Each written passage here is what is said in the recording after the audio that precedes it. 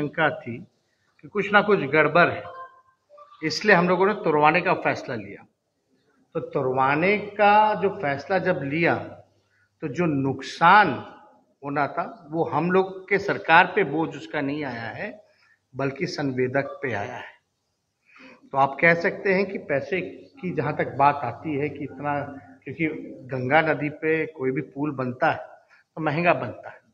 लेकिन अगर डिज़ाइन में अगर कोई फॉल्ट है, क्योंकि आंधी आया जो भी आया वो तो रिपोर्ट पे अब परसों आ ही जाएगा पूरी तरीके से, लेकिन जो पहला रिपोर्ट आया उसके आधार पे हम लोगों ने निर्णय लिया कि सारा तोड़ा जाए और जो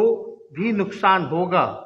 वो सरकार नहीं व्यय करेगी बल्कि संवेदक करेगा। और आईआईटी रुड़की का जो रिपोर्ट है उसको कहते हैं स्ट्रक्चरल ऑडिट एंड टेस्टिंग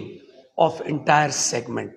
तो पियर 5 का ये रिपोर्ट आपके सामने है, जिसके आधार पर हम लोगों ने सारा तोड़वाया। और फाइनल रिपोर्ट इसमें हम लोगों ने लिखा था वाज रिक्वेस्टेड टू कंप्लीट। तो ये लंबा स्पैन है और पहली बार डिटेल्ड हो रहा था और वो फाइनल स्टेज पर उनके डिजाइनर, मैंने आज पूछा इस घटना के बाद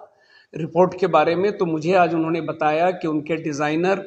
कल लैंड कर रहे हैं शाम में अमेरिका से, वो अपनी बात को रखेंगे। लेकिन अब आपके सामने है जो हम लोगों को शक था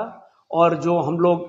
पूरी तरह से था, लेकिन एक जब तक सिविल आईआईटी रुड़की जैसे इंस्टीट्यूट का रिपोर्ट नहीं आ जाता कोई किसी भी प्रकार की विधि सम्मत कार्रवाई करने के लिए, वो अब हम लोगों को मिल जाएगा और कठोर कार्रवाई होगी। माननीय मुख्यमंत्री जी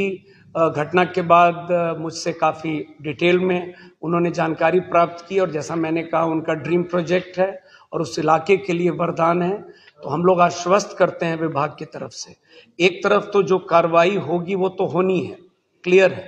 जैसा कि माननीय डिप्टी सीएम साहब ने कहा है कि कॉस्ट वगैरह भी वही बॉन्ड करेगा और ये टोटल जो हुआ है। दूसरी तरफ हम लोग नए सिरे से आईआईटी रुड़की की मदद से जो डिजाइन का रिपोर्ट आ रहा है हम लोग करके और नए सिरे से इस पर निविदा कर कार्रवाई करेंगे, क्योंकि उस क्षेत्र के लोगों के लिए वरदान है और ये ब्रिज बनेगा। और अभी तक जो जानकारी आ रही है, अभी किसी